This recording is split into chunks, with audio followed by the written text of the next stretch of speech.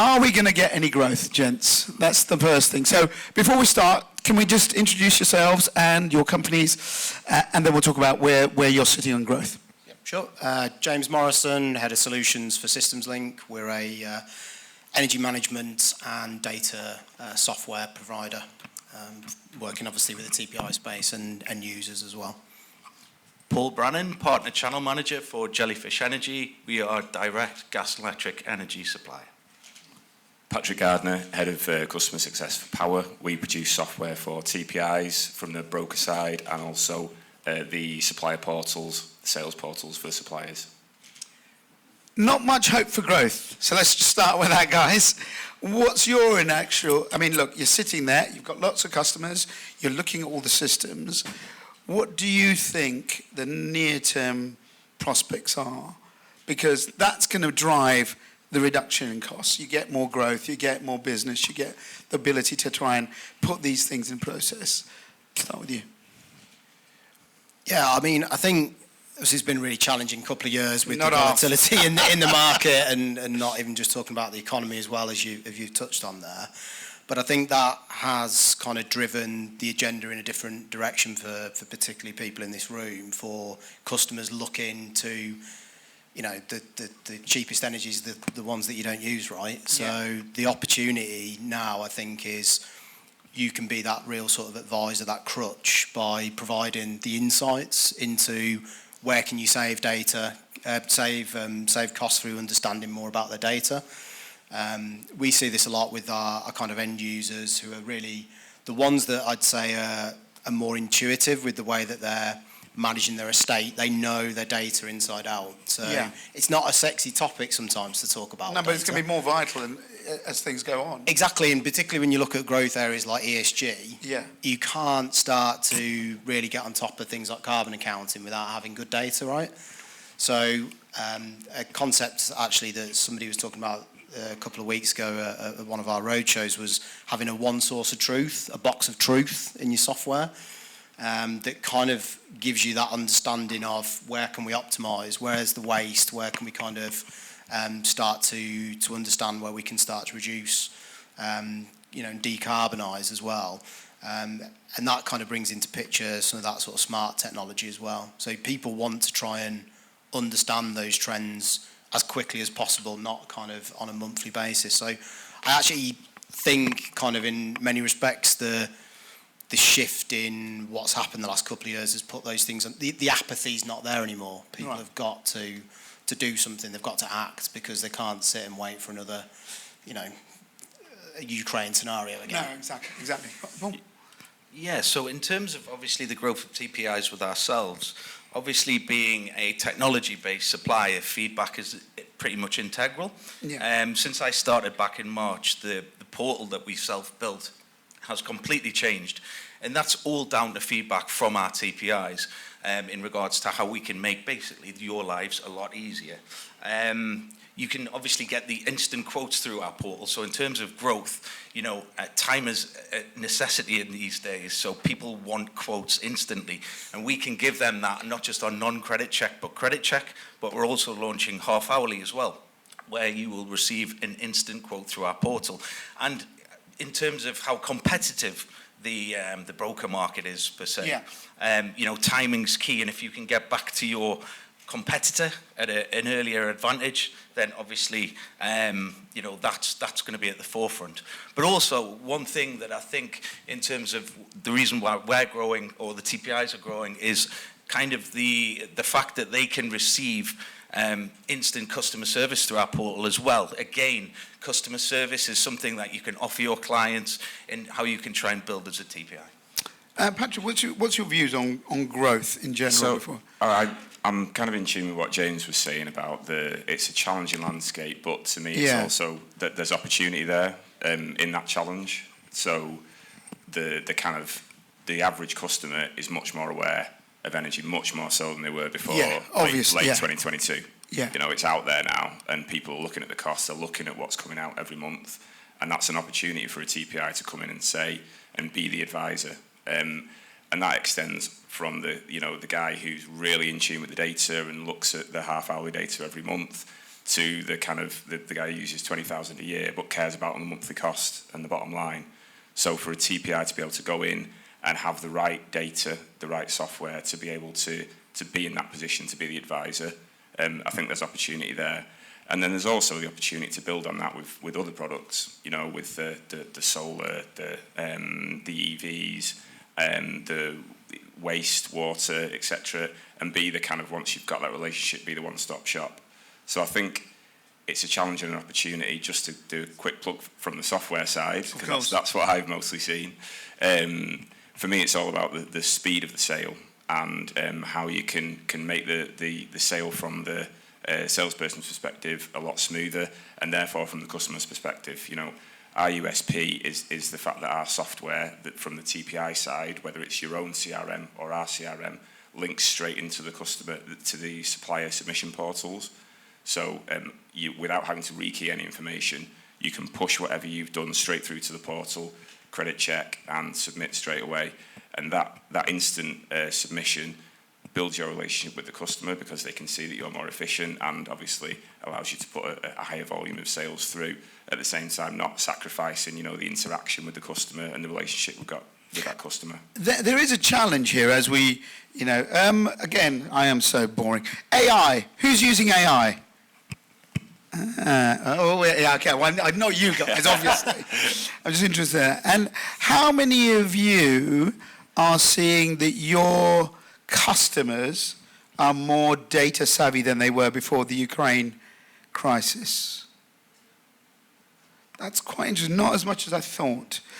Where does data sit in this? Because we had it earlier, AI is creeping in everywhere. You look at where your half hourly, it doesn't matter what you're going to look at, vehicle to grid, whatever your solutions, the way that most of you are probably aware that the DNO, DSO change is happening, so that local grid connections will be actually doing the balancing, be doing the flexibility for you guys, for your customers. Is data now becoming the key differentiator to allow companies to show what they're doing for someone? Start with you, Patrick.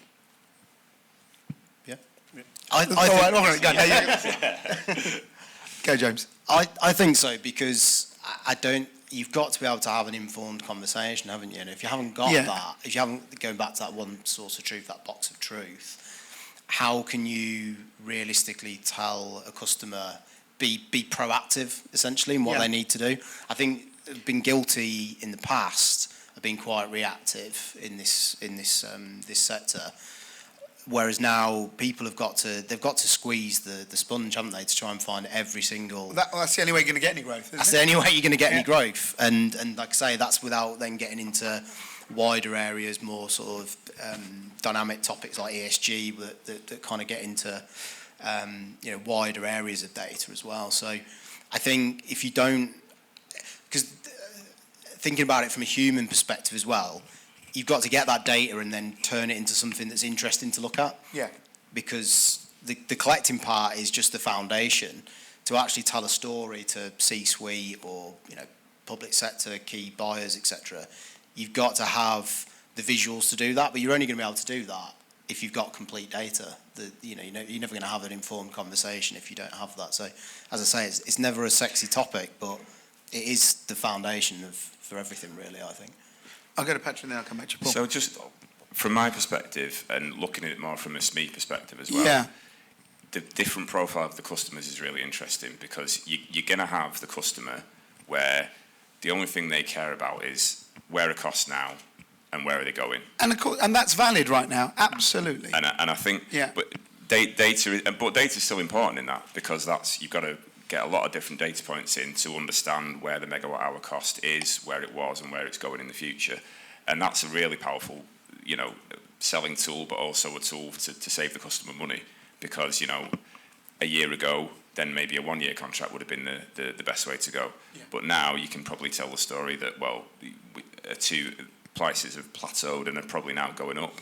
So maybe a 2 or 3 year deal, and then you need to talk about the average length of contracts within the industry. So having all that data at your fingertips is really important, even at that level, for the SME customers as well. I would like to say that I concur, because I wouldn't like to actually go into the question as I'm not 100% au fait in regards to what the answer is, and I wouldn't like to sit up here and probably look sillier than I already am. No, don't be stupid. Growth. Who feels they're growing as a business? That is positive. That is positive. And again, who feels that technology is helping you to grow? Well, that's a bit more. How do TPIs grow in this challenging market, the data tsunami that's coming down the road, the policy regulations?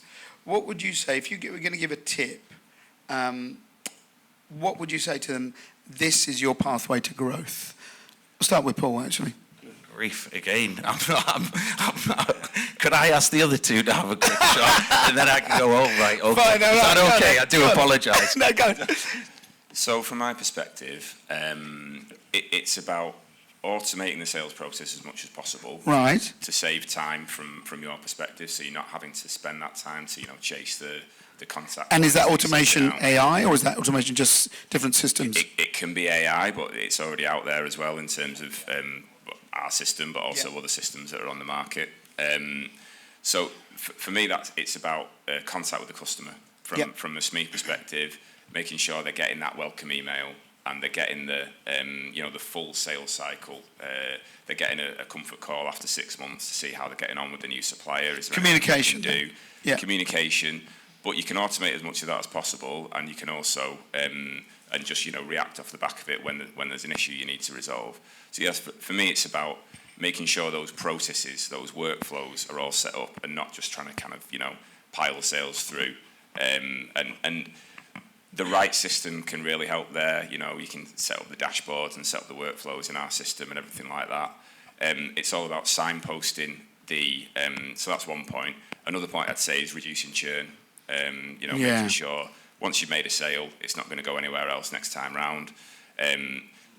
That's a good sales practice in general, but software can help with that by signposting your renewals to the salespeople. As soon as it gets within 380 days of the renewal date, it can pop up on a work list for the salesperson to work, get in touch, and make sure that that person's the customer's going to go with you next time. So for me, it's about workflow, and technology is a big part of that. You can't obviously discount the human element. No, of course, without doubt. People, but it can be a real good crutch to kind of get you there. Yeah, James.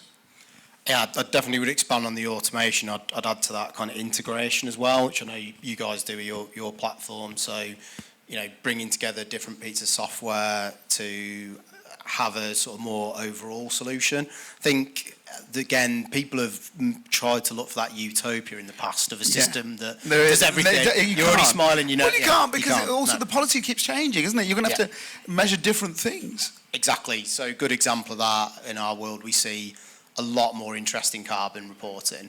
Now, our software can deal with that, but once you start getting into wider areas of scope reporting, into some of the really sort of more complex compliance areas, you need specialist software, but that's where you can integrate data. So, if you've got systems that house your utility data, you can push that into your carbon, and vice versa as well, potentially, if there's opportunities there. We see a lot of people looking to integrate with CRMs, data lakes, so if they're trying to put it into things like Power BI, for example, to create sort of different ways to look at the data. Again, talking back about what I mentioned earlier, people want to look at pretty things, brutally honest about it. That's going to tell more of a story than just raw data on its own. So I think integration, trying to, get you use different bits of software, but can you link those together? Is there opportunities to do that? Paint the picture to paint the customer. To paint the picture of the customer. I think the other bit, which is kind of more to do with people, is I think trying to map out what your offering is, what your proposition is. I think what I've seen over the years is people being a little bit guilty of sort of saying they can offer a series of different services, but actually in reality they maybe can only offer 50% of that. So when someone asks about a service, they're scrambling around trying to get people. Because they've said this to win business. They've said this to win business. Gotcha. So again, it kind of goes back a little bit to links to integration. I think you look at what can you do in-house. So I think being a an expert in certain areas, absolutely, clearly you need to do that to show your value. But I don't think you should be shy about outsourcing certain areas. Again, looking at what we need to now do, procurement on its own isn't enough, really. You know, we've got to offer sort of wider services. So being able to do that through partners, whether that's, you know, other TPIs or other consultants to offer wider services, I think it's really important to have a kind of more rounded proposition, basically. Yeah. So yeah, in terms of obviously the portal that we built, I think reporting's a main one for all of our teams. Reporting, yeah. Absolutely. Yeah. Just to give you a prime example in terms of our stance in regards to renewals, as you touched on before, Jellyfish will send an email out to a client 90, 60, 45, 30 and 15 days before that renewal. We will then instantly get back in touch with the TPI to say you've missed all your emails. Can you get in touch with your client and ring them? And even to an extent, if that client rings in, we will take that client's details. We will then ring the TPI. Another thing in our portal that brokers, partners, find it really worthwhile as well is we give them an average breakdown in terms of their commission, so they can always see in terms of their uplift that they're putting in terms of are they winning more business by putting less in, or by losing more business by putting more in. So it just gives them a focus in regards to what they're actually putting in and to try and win more business with the overall aim. 2 points I want to quickly cover. Integrity. In this world, well, I mean, it's been the case always, but as we get under more financial pressures, which we're all under, businesses, as Ali said, they need trust. So how important is integrity? Integrity in the systems that you guys are providing, integrity in the communication that these TPIs have with their customers. Anyone want to jump in on that one? From our perspective, we've got 350 brokers on our books and a number of major suppliers, so data integrity is absolutely key. You know, if there was any mixing of data or leaking of data, then, you know, it wouldn't be good. So that's something that we can absolutely sign up. We're obviously ISO certified and we've been in the business 14 years. From an integrity point of view, in terms of the TPIs. Yeah, exactly. The people you're going to work with. Yeah, so we've got a number of features in the system which allow TPIs to work different ways, I suppose, especially since the commission disclosure came in, whenever that was, October 22. So obviously it's automatically done on every contract, but TPIs can also choose to disclose at the quote stage in our system, and they can, obviously they're going to be having those discussions with the customer anyway, but, you know, they can make it written and they can do reporting on the different commission that's been done, all via our system. So we allow them to work different ways, and obviously that is a really important part of what they do. The customers don't like to feel like they're being taken for a ride, and, you know, and it's even more important right now. Yeah, absolutely. Yeah. Anyone else on integrity? Yeah, I mean, integrity is a major one for ourselves. When you come on board as a TPI partner with Jellyfish, you automatically come on as a bronze partner. So do you vet them and you work with them too? No, they instantaneously come on as a bronze partner. So they would then bring on business, and we deem how good that business is as that client would come on board as a bronze client. And if they fulfill the variables of uploading meter readings and paying their bill, they would soon move up this. Okay, so you've got a grading system. Absolutely, a grading system. In regards to, obviously, that comes with opportunities and perks in regards to different products, that sort of thing. But again, in terms of transparency, myself and Ian, who you might have bumped into downstairs, we onboard all of our new TPIs, and everything, to coin a phrase, Jellyfish is transparent, which they are. Yeah, you are. There we go. Cephalopod jokes in here. Exactly. Well, why not?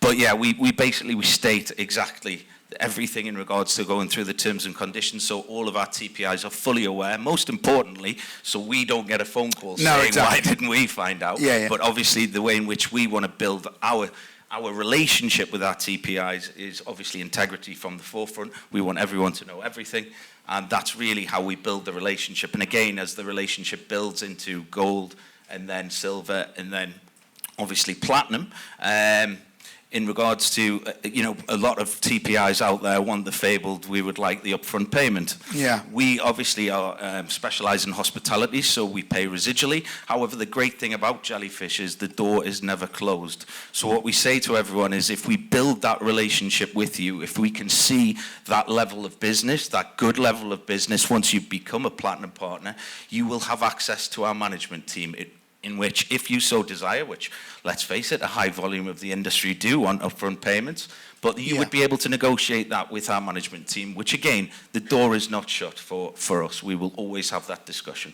And James, from your side, that systems link? Yeah, I think customer success management, which I'm sure you'll agree with Patrick, is quite important. And I guess people can see those types of roles as maybe sort of dead resource, but I think now more than ever, again, that's a way of differentiating. So the way we kind of look at it is try and make yourself as accessible as possible. So whether that is just, because not everyone's going to want the same type of service, are they? Some people want something that's, say, a bit more hands-off, but you give them the availability to look at webinars, for example, go into expert kind of sessions around that. You come out, see clients face-to-face, have kind of review meetings, that type of thing. I know that sounds like quite kind of basic kind of things you should be doing. Dry again, yeah, but I think making yourself available in different sort of channels is important.